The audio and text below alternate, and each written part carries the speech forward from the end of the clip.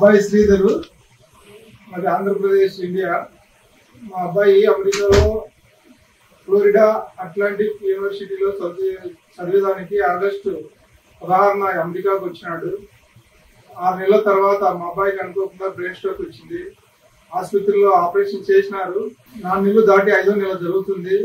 మేము అక్కడ నుంచి వీసా రాక చాలా ఇబ్బందులు పడి ఇక్కడికి వచ్చినాము. మాకు అందరూ బాగా సాయం సహకారాలు అందించినారు.